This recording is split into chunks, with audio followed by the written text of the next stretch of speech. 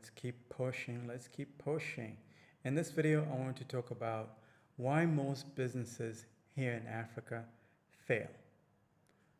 3 reasons I'm going to be talking about in this video.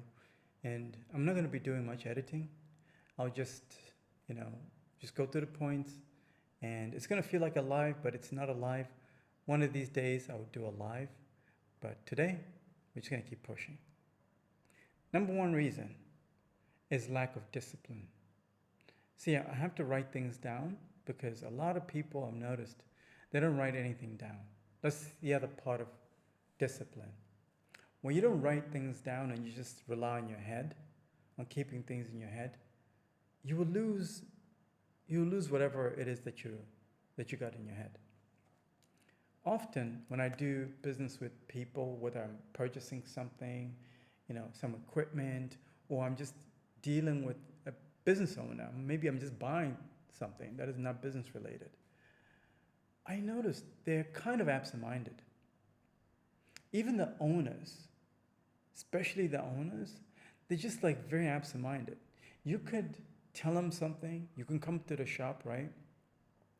And place an order perhaps, or instruct them that you need something and you need to know what the price is. And then maybe arrange to call each other in an hour. 9 times out of 10, if you call that business owner back after that 1 hour to do a price check on whatever it is that you've agreed on an hour before, they'll tell you they've forgotten. They'll tell you they've forgotten. Discipline is something that a lot of people find hard to do. It's very difficult, even for me. Having discipline is so difficult. But in business, this is everywhere, not just here in Africa. When you're in business, you have to be so disciplined. This has to be like you're in the military. Military level of discipline is what you gotta have. Because when you have that, other people can see that. It's very easy to see somebody who's disciplined. Mostly by the way they carry themselves, by the way they conduct themselves, how they put themselves together, how they conduct their business. It's very easy. Very rarely do I see fellow Africans that are running businesses here that are quite disciplined. Most of them are quite sloppy. They don't dress sharp. They don't, put themselves together. And when I say dressing sharp, I'm not talking about dressing expensive. No. If this is your business, look presentable, because you're the billboard. You're literally a walking billboard. Very few people are gonna trust that, you are legit if you're looking sloppy. You're a walking billboard out here. So if you're not looking good, you're looking all sloppy, you don't take care of yourself, especially your body. That's number 1. If you don't take care of your body game, you won't have energy, and you'll always be looking sloppy and tired out here. And nobody wants to do business with people that are looking sloppy and tired out here. I'm just keeping it real with you. Very rarely do you see, especially when you're dealing with people outside of Africa, very rarely do you see people committing to dealing with somebody that looks sloppy. How you look is a reflection of how you do everything, how you conduct your business, how you deal with people, how you deal with the world. Some of the things that I recommend people to do when I'm advising them, like to improve their business, is to start working out, start going to the gym. Unfortunately, working out and going to the gym here in Africa is looked down upon, unfortunately. Most men, especially, I'm speaking for men here, most men don't understand the importance of taking care of your body. So they might catch a lick, maybe they might be blessed or lucky for a couple of years, and they catch a lick. Catching a lick means you have a financial breakthrough that will change sort of your life for a little bit. It might not change your life forever, but it will definitely change your life for a little bit. I've noticed most guys, once they get to that level, they relax and everything starts to fall apart slowly. The reason why everything starts to fall apart slowly is because they're not taking care of themselves. Everything around you will reflect who you are. If you're a sloppy person, even your business is going to be sloppy. So part of going to the gym, showing up to the gym every single day, it's part of that discipline. Whether you like it or not, you got to show up. I literally did 2.5 kilometers today. I really didn't feel like it because I didn't have a good day. I'm not going to lie to you. Not every day is going to be a good day. That's the other thing. Not every day is a good day.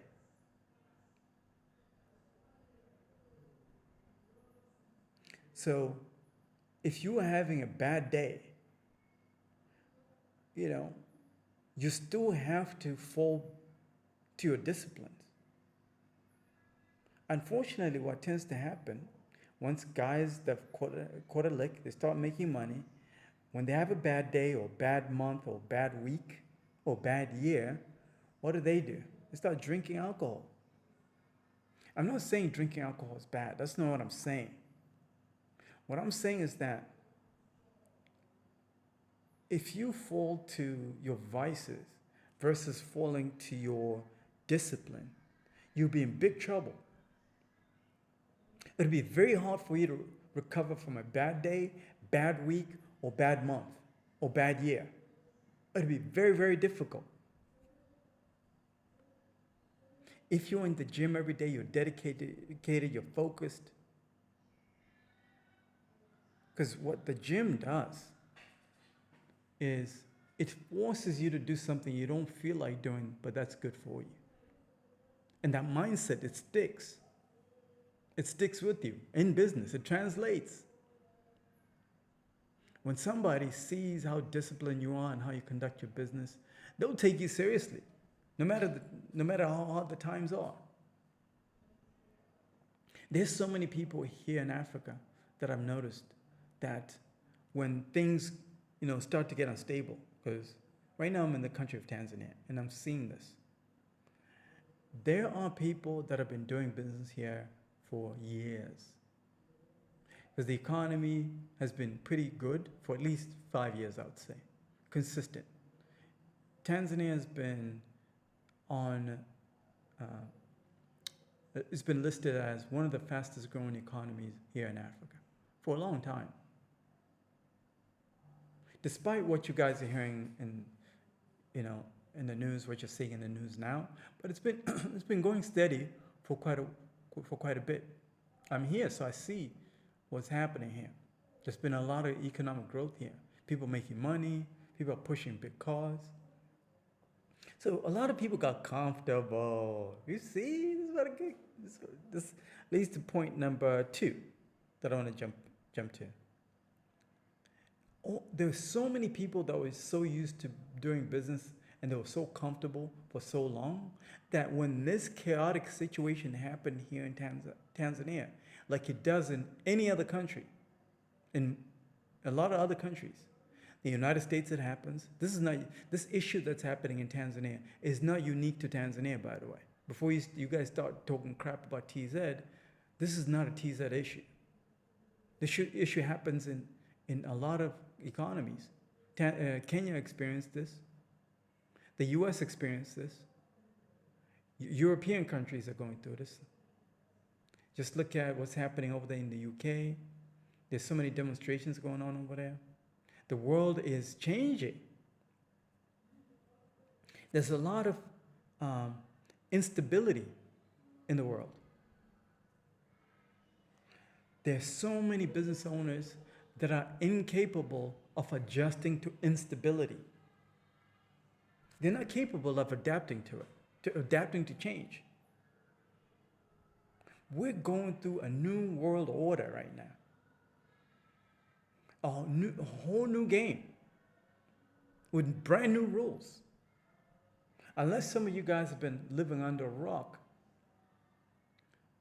there is something called the BRICS. BRIC. BRICS, the BRICS. Go look it up, what's happening. Go do an analysis if you're an economist, if you are somebody that likes to understand the global economy. Go watch what's happening, the BRICS versus G7. For many years,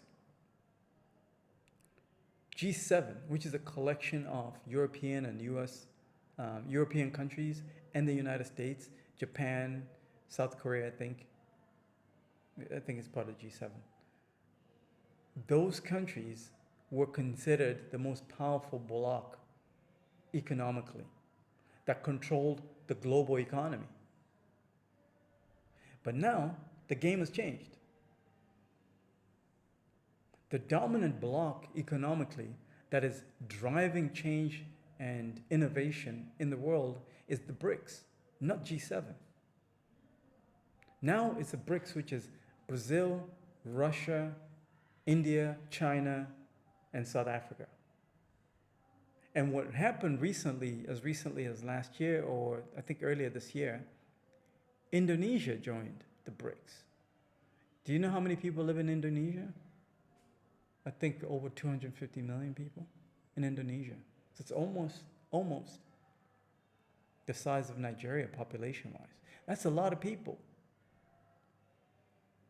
For a long time, countries like Indonesia have been very neutral, because nobody really pays attention to countries like Indonesia like that. Malaysia, nobody really pays attention to these countries. But these countries are super important because of the large population.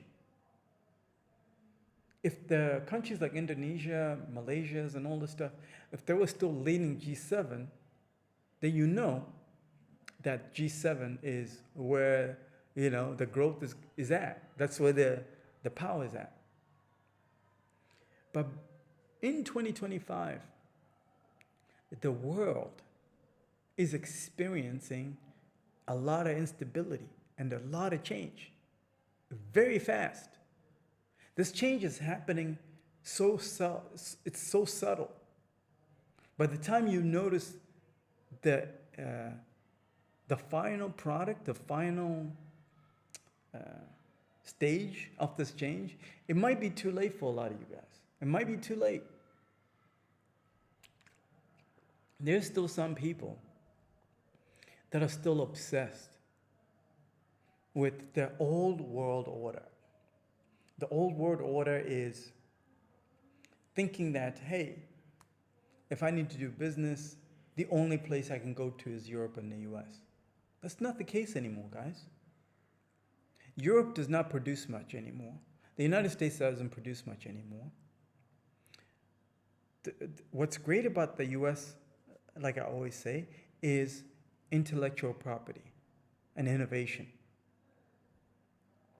That country is a leader in innovation and intellectual property, and that's where a lot of ideas are sourced, and those ideas are taken globally. But as far as production of, stuff like phones, you name it, everything is produced in China now. Everything is produced in China. The power has completely shifted because the person that produces is going to be the one that dictates how the world is going to move in the future. And we're already seeing this in real time. At least I'm seeing it in real time. But a lot of people are not seeing all of this because I consume a lot of information that a lot of people don't consume, which is why I'm bringing all this game to you guys so you can understand what's going on, so you can move with the proper information. Because doing business, it's a long game. It's like growing a tree, or if you have any kids. See, I got 2 kids. There's something about raising children, watching them from like a baby, you're holding them, washing them, to watching them grow, that will teach you something about nurturing and growing, watching something grow from nothing to something. So a lot of people that are parents, if you're a parent that is watching this, you understand what I'm trying to tell you here. Is that you got to treat your business like your child. You got to know how to make sure that that child, that business of yours, which is the child, how do I protect it? How do I protect it so that now, whatever I put into it now, it's going to bear fruit in 5 years? Most people don't look at business like that. Most people don't look at life like that. It's hand to mouth existence. Most people look at the short game. How do I get mine now? To hell with next year. To hell with 5 years from now. You can't think that way. This is why most businesses here in Africa fail. Because most people are only short-term thinkers. They're not long-term thinkers. Whenever I start anything, I look at where is this thing going to be? What is it going to look like in 5 years? When I started this channel, for example, I started this channel in 2020, October 31st, 2020. My daughter is actually the one that was, curious. Hey, Daddy, you always working? You doing YouTube? You doing YouTube? I'm like, yeah, I'm doing YouTube. All right, let me check out your channel. So she went to investigate. She's like, what? You've had your channel for 5 years? I'm like, yep. I started this channel 5 years ago, knowing that what's happening now in the global economy was going to happen. Because I did my analysis 5 years ago. I studied the game 5 years ago. So I was able to position myself. That's what we call positioning. There are many other content creators here on YouTube that have done the same thing. They started this YouTube game, maybe 10 years ago, maybe before I did, or even 5 years ago, the same time that I did. They had a game plan, and they stayed disciplined. Some fell off, some stayed the course. The ones that stay the course are the ones that are able to adapt to change and instability. Most people cannot do that. Look at the most successful YouTubers right now, the ones that have been around for over 5 years at least here on YouTube. Look at how they started and look at how they're moving now. Chances are it's quite different because they've been able to adjust to the changing times. But most cannot. Most cannot. You have to remember your audience, if you're doing YouTube, your audience also changes. I am aware that when I started this channel, it was mostly viewing, showcasing cool places here in Africa and whatnot. And that was great for that time. That was great. And I'm aware though that those numbers are, those videos will get a lot of views. But that's not the ultimate goal of this channel. It's never been the ultimate goal. It was never the goal of this channel. What you saw, what you're seeing from my old videos, that was evidence. So that when I'm doing this kind of content, which I had planned already 5 years ago, when I'm doing this kind of content, I'll have the receipts. Oh, you want to do business in Mwanza, huh? All right, I've been to Mwanza. I know that city quite well. Oh, you want to do business in Nairobi, huh? All right, I've been to Nairobi. I got plugs over there in Nairobi. I got good people over there that I trust. Oh, you want to do business in Zimbabwe, huh?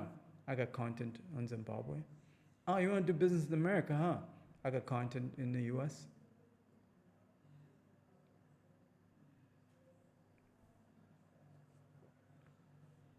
Adapting to change and doing something, offering the market something unique that other people do not offer is how you win in the game of business. There are far too many people that are copycats. They like to copy each other. And it happens. I did a video about these people at the market that I go to who are selling the same thing. You see the same thing here in Africa. The thing here in Africa is people love to sell chips, chicken, and soda. Anywhere you go, especially here in Dar es Salaam, that's all they're selling you. You're hungry? Chips, chicken, and soda. Almost literally everybody sells the same thing. The only differentiator might be customer service. But to me, to a customer, at least from a customer's perspective, I know if you are just doing what everybody else is doing, you'll be viewed as a commodity. And you never want to position your business that way, because that's how you command the highest rates. You want to be positioned as something different, something unique in the marketplace that is very difficult for your competition to replicate. What I was doing 5 years ago, 4 years ago, traveling to different cities and everything, that's easier to copy. It's very easy. But this right here is quite difficult.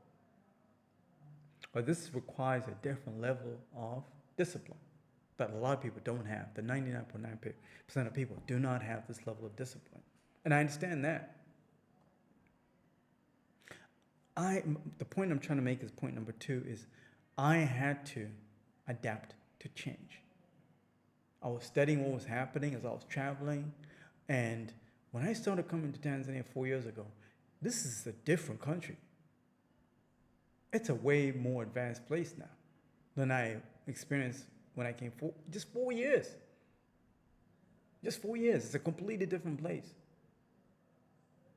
There are malls everywhere that are popping up.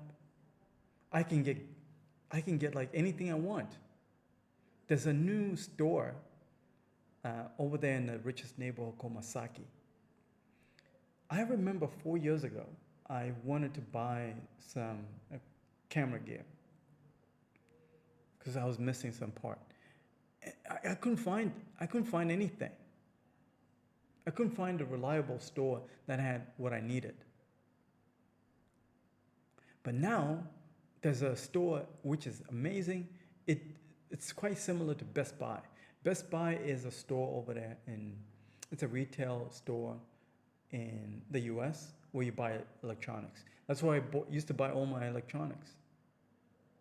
I recall 4 years ago, before I came to Tanzania for the first time, what I would do is I'll go to Best Buy and stock up on gear, cameras, memory cards. What else? All these cameras over here, I bought them all in Best Buy. Buy me over here. And I probably have like 10 cameras. All of them are bought from Best Buy. But now, I don't even need to go to Best Buy no more. I do all my shopping over here in Dar es Salaam. Because there's a store now that sells the exact same stuff I can get in Best Buy. Same quality, everything. I want a drone, go to that store. But I couldn't buy a drone here. I couldn't. Or if I could, it took me maybe going to this market called Kariakor. Kariakor is the largest open market in East Africa. Massive, massive. And just go maybe to the section where there's electronics. But even then, if I went there, there wasn't any guarantees that I was going to get anything that was legit. There was a chance I was going to get something fake. And also, I remember I couldn't find these boutique electronics stores like that. There were electronics stores that would sell you phones and cameras, but they weren't enough. There wasn't enough variety, is my point. But now there's so much variety, I didn't even need to go to South Africa. I didn't even need to go to Kenya if I need to buy anything. I can buy it all here. And I'm seeing the same thing over there in Kenya too, like Kenya has got new hustlers up there that are doing their thing out there because they understand that YouTube is now a big thing. So a lot of people are selling gear for YouTube. It's fantastic. That wasn't the case 5 years ago. No. The game has changed. Adapting to instability. Adapting to change and instability is something a lot of people don't know how to do. That's why their businesses fail.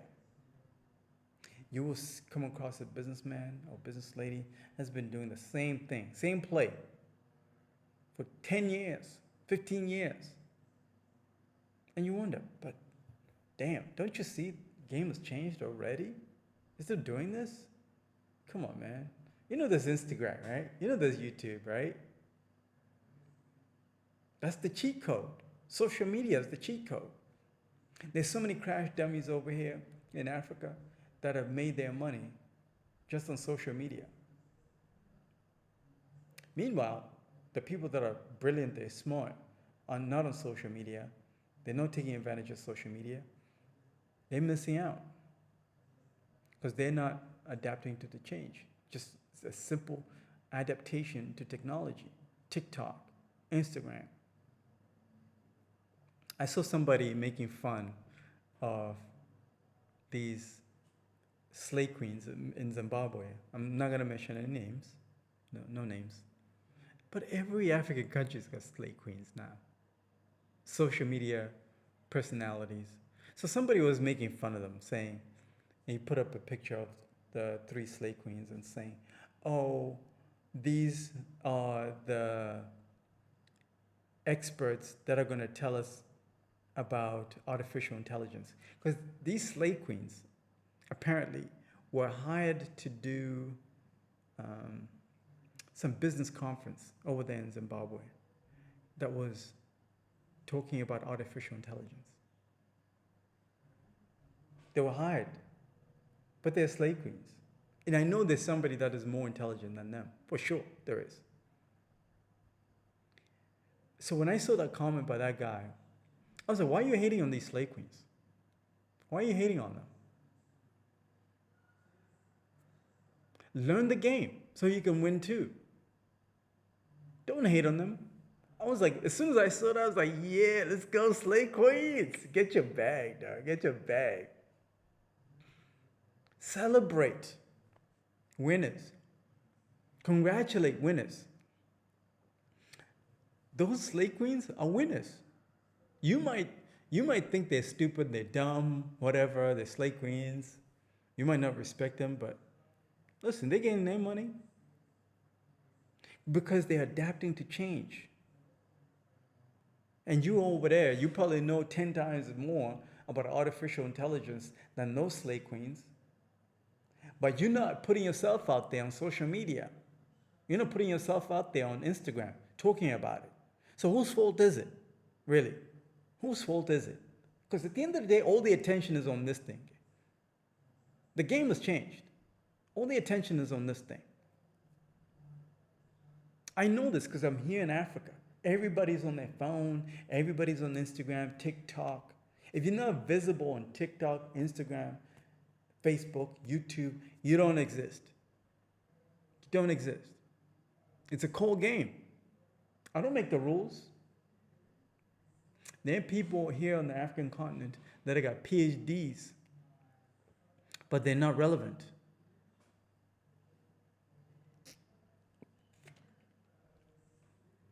They're not relevant because this thing is relevant.